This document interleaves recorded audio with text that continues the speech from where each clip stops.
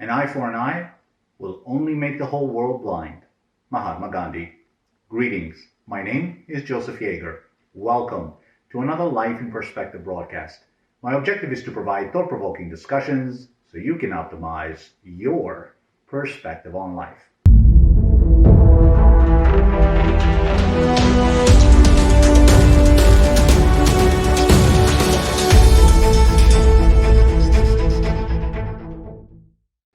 I believe that extreme ideologies make it almost impossible to achieve world peace, tolerance, and unity. The reason I believe that is because they possess none of these traits and have no interest in achieving them.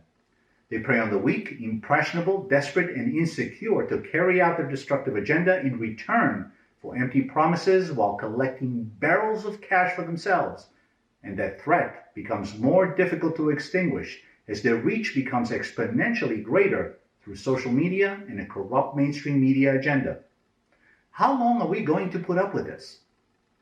Before I continue, please consider subscribing to the channel if you haven't already done so by clicking the subscribe link below. It's free and would be much appreciated.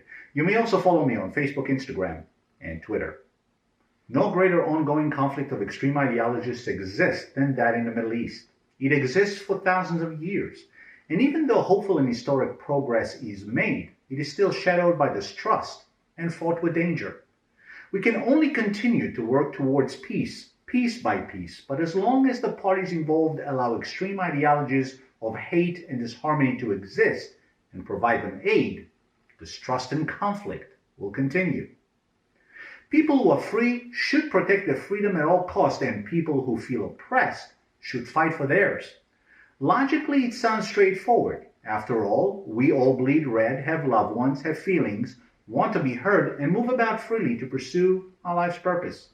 However, ideologically, the only straightforward agenda for extremists is the opposite. The only purpose is disruption to a bitter end of all or nothing and by any means necessary.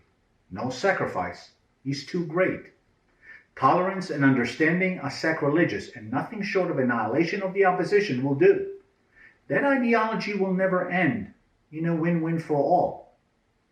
The typical answer I get from insiders in the conflict is that it's easy for me to sit and preach from afar in the safety and luxury of my bubble-like life. I understand and respect their point of view and will not dare judge nor pretend to know the full scale of their grievances.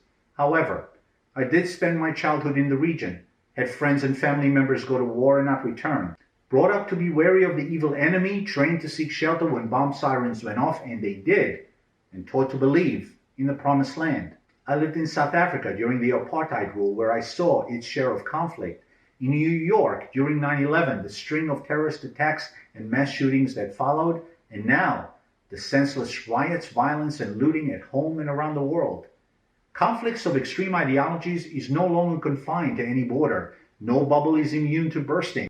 And as long as world governments continue to condemn these extreme groups at the front gate while funding them through the back door for their self-interest agendas, this cancer will continue to spread. I don't know what the ideal solution is, because even my optimistic nature struggles to believe that one day we will all get along. For the extremists and the governments that fund them, there is not as much power and profit in world peace. Can you imagine mainstream media having no fake news to spin and no fear to spread? All the doomsday preppers on social media losing followers? Political parties having nothing to bicker about, raise money for, and no mud to throw at each other?